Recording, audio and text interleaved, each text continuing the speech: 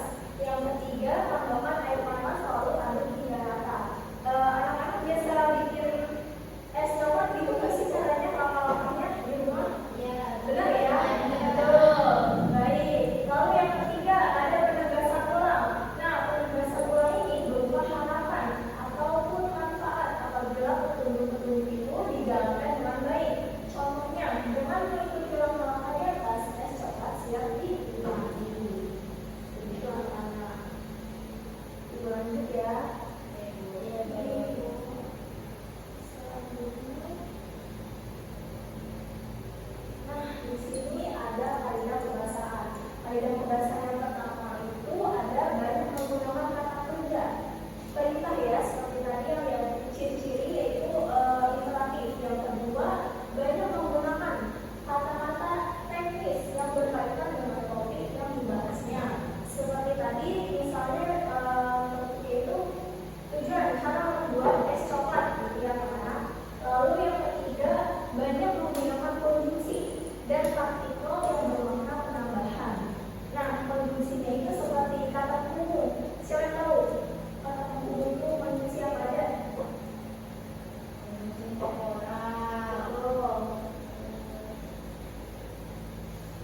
Mungkin konjungsi itu kata-katanya seperti menghubung kayak dadan, lalu itu yang lainnya. Lalu untuk partikel itu penambahan, penambahan di akhir kata seperti menambahkan, terus ada kata memanggil gitu. Kan dan lah itu termasuk dalam partikel.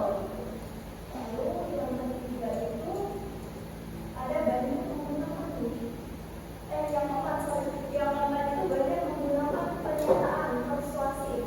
Kalimat persuasif merupakan kalimat ajakan kepada seseorang atau banyak orang.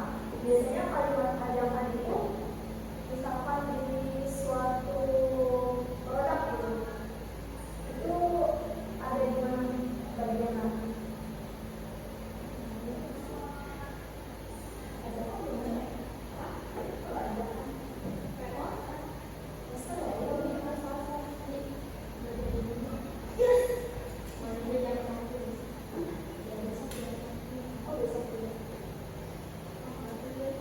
Lalu yang keempat ini ada banyak menggunakan pernyataan persuasif. Kalimat persuasif merupakan kalimat ajakan kepada seseorang atau banyak orang. Contohnya kalimat ajakan itu ada di mana? Yang terdapat di bagian apa? Mading ya biasanya. Mading kan kalian suka bikin mading ya. Mading apa ya singkatannya? Betul, majalah ini. Lalu yang kelima ada apabila prosedur itu berupa resep dan petunjuk penggunaan alat akan digunakan gambaran terperinci tentang benda dan alat yang dipakai, termasuk jumlah, ukuran maupun warna. Lalu di sini ada tentang contoh teks tersebut. Nah, karena tadi kan dari pertama kita sudah menjelaskan ya dari pengertian sampai kaidah pembahasan dari teks tersebut. Nah, yang anak-anak tangkap dari gambar ini apa sih kira-kira dari contoh teks tersebut? Apa anak-anak bisa menganalisis lebih dari tujuannya, terus bagian dari kaidah pembahasannya? Di sini lihat gambarnya itu beberapa.